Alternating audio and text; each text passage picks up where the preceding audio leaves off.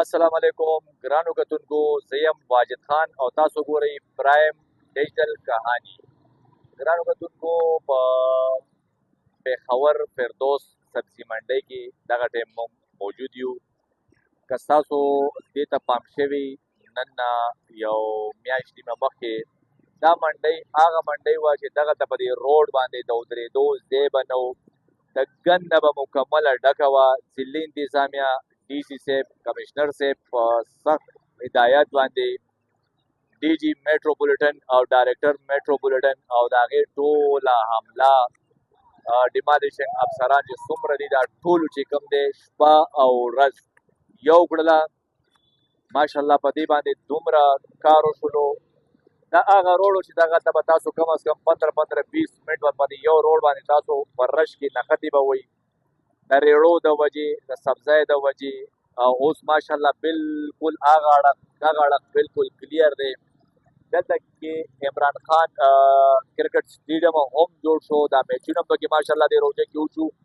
د هغې د برکته دغلته کې تاسو لکه ښکاري ماشاءالله وګورئ بالکل هر څه کلیر شو. دا ټول چې کوم دی دا صرف او صرف د ضلع انتظامیه او د میټروپولیټن د حملې د وجې، د هغې د محنت د وجې، دې سره سره چې کوم دی متعلقه پولیس، ټریفک او سیول ډیفینس والا هم ماشاءالله دې کې ښه کارکردګي ادا کړې ده.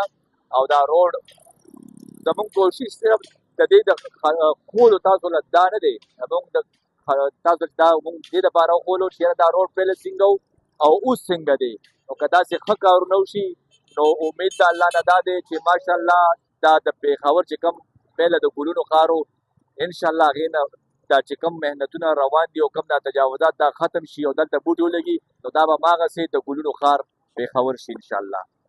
ګرانو کتونکو، چې څنګه تاسو ته ما د رضاق روډ وښولو، سبزي منډۍ درته موږ وښوله، په دغه ټایم موږ په جناب پارک روډ چې کوم دی په فردوس پاټک په نوم باندې مشهور دی. دغه ټایم ما سره د میټروپولیټن عمله هم موجود ده. دې سره به هم خبرې کوو لکه دا خو ناممکنه کار و، دوی دا څنګه حل کو، دا روډونه څنګه کلیر شو، دې سره دې حوالې سره خبرې کوو. اعوذ بالله من الشیطان الرجیم، بسم الله الرحمن الرحیم.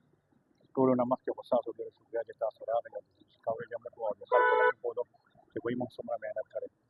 ټولو نه اول خو به تاسو دا لیدلي دې نه مخکې سبزي منډۍ موږ رانیولې زموږ میټروپولیټن او ضلعي انتظامیه اے سی فقیر آباد او زموږ ډي جي صاحب، دې ټولو او زموږ د عملې دا د هغې د هدایاتو په روشنۍ کې زموږ عملې په دې باندې کار چالو کړو. او د یو میاشت مسلسل د محنت نه بعد شپه ورځ موږ په دې یو کړه او هغه موږ پاکه کړه، تجاوزاتو نه پاکه کړه، بالکل کلیر هم کړه، خلکو مو لیده، تاسو مو لیده. د هغه نه بعد په دویم نمبر باندې که تاسو دا کیمره دې واړوئ، دا روډ وګورئ، دا جناب پارک بالکل دا جناب پارک روډ دی او دا هغه فردوس پاټک چې ورته دا هغه دی. دې باندې خو دا رش دومره ډېر و، دا خو موږ لکه واړه چې رالوي شوي وو، موږ خپله دلته رش کتلی و او نن چې کوم دی نه ریړۍ شته نه رش شته. بالکل ده باندې موږ دا درېیمه څلورمه ورځ دا کار چالو کړی و.